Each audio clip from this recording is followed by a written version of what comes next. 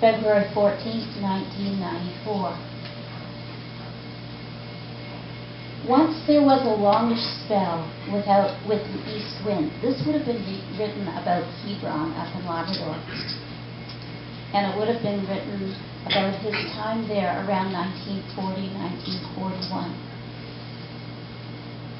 Once there was a longish spell with east wind. Seal and whale hunting had slowed down. The season for taking silver jar seals was about to begin, and most of the hunters were around Hebron waiting for a little more snow to melt off the ice. So when the wind changed, no one considered going out because it was a church festival day and tomorrow was Sunday, and they didn't hunt on that day unless it was absolutely necessary.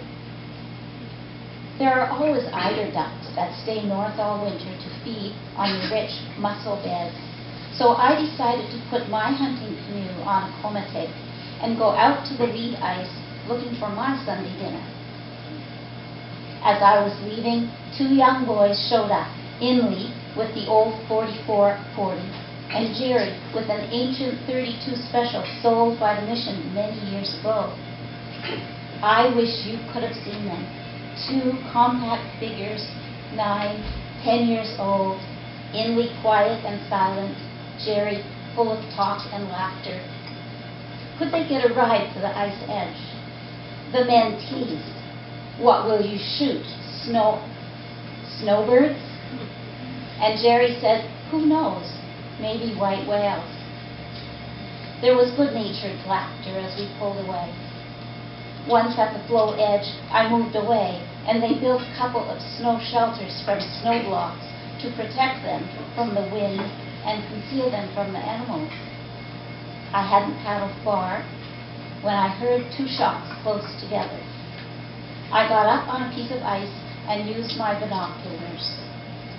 I could see them working together at the edge of the ice. So someone has shot a seal, I thought, and went on my way following the ice edge. Then I heard a shout and realized that one of the boys was following me. Fearing an accident, I turned around and headed back, and shortly Jerry came over a bump of ice and stood waiting for me. He said they had a white whale floating too far out to reach with a harpoon. Would I come back and bring it to the ice edge? He climbed into the canoe, and back we went. There were two whales. One had drifted to the ice edge. The other lay floating some distance off. So we went out and fastened a line to the whale, and after some hard paddling, got it back to the edge. Jerry took my team and went back for help. My assistant, Bill, who was in the village, said you could see from the sparkle in Jerry's eye that he was excited, but he strolled in among the hunters as if head and shoulders above them all.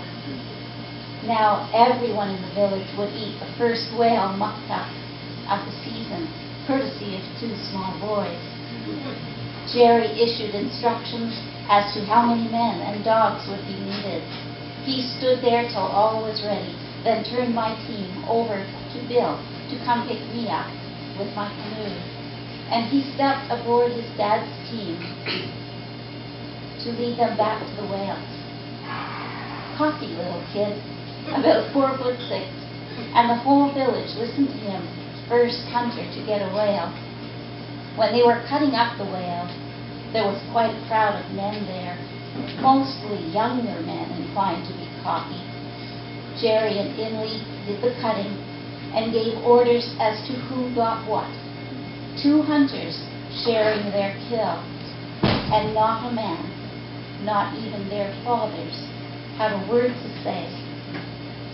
Thanks for listening to me.